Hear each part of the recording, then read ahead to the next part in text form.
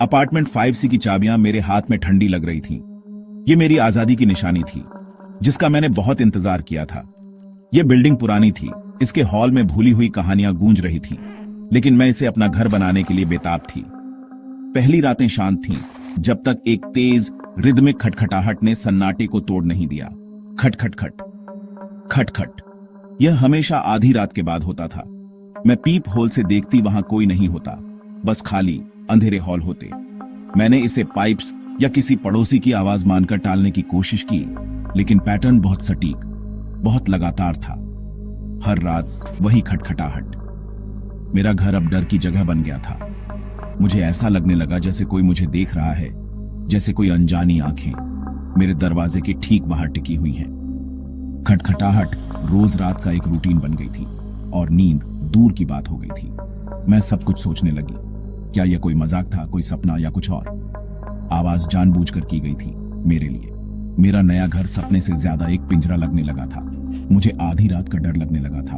उन खटखटाहटों का इंतजार करती थी जो कभी आना नहीं भूलती थी। डर बढ़ता गया।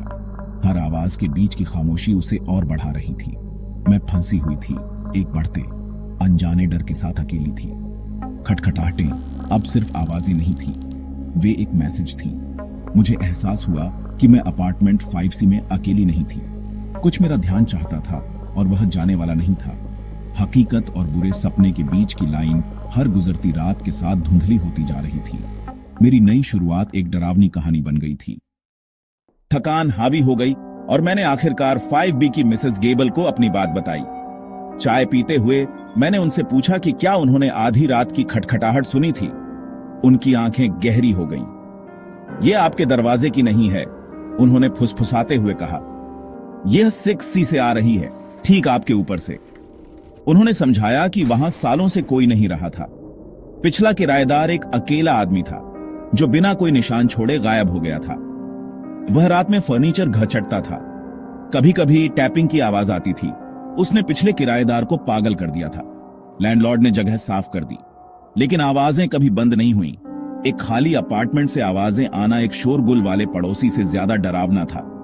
मिसेस गेबल के शब्द मेरे दिमाग में गूंज रहे थे।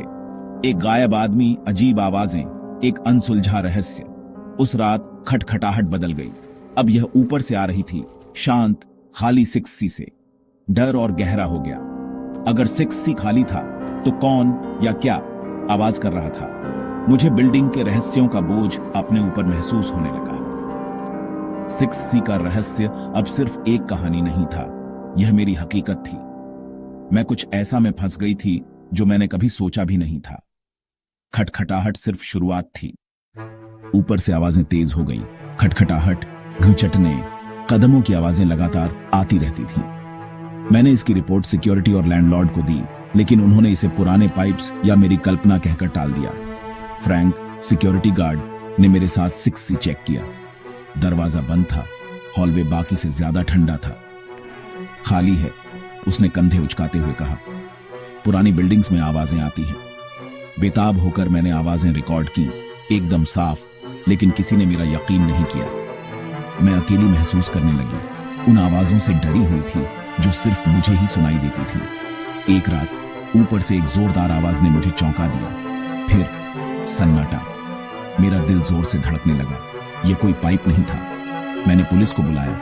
मुझे यकीन था कि उस खाली कमरे में कुछ हो रहा था। मुझे परवाह नहीं थी कि वे मुझे पागल समझेंगे। मुझे किसी पर यकीन करना था। 6C का डर असली था और मैं इसकी अकेली गवाह थी। मैं इसे अब और अकेले सहन नहीं कर सकती थी। पुलिस लैंडलॉर्ड के साथ आई और 6C खोला। हवा बासी थी, कमरा खाली, कोई फर्नीचर नहीं, सिर्फ धूल और सन्नाटा। लेकिन फर्श पर गहरे खरोंच, जैसे किसी भारी चीज को आगे पीछे घसीटा गया हो। गहरे दाग, पुराने और अशुभ लकड़ी पर निशान थे। अफसरों को और कुछ नहीं मिला। लैंडलॉर्ड ने मिसिंग क्लीनिंग के बारे में बड़बड़ाया। मेरे पास और सवाल थे और एक बढ़ता हुआ डर था।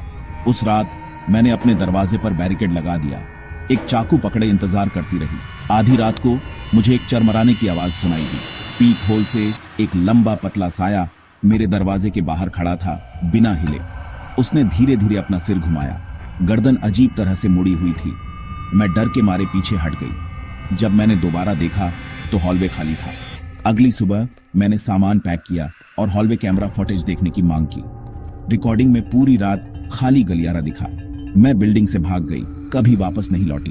कभी कभी पुरानी तस्वीरों में मैं अपने पीछे एक धुंधला साया देखती हूं, देखते हुए जो भी 6C में रहता था वह मेरी यादों में मेरे साथ आ गया था।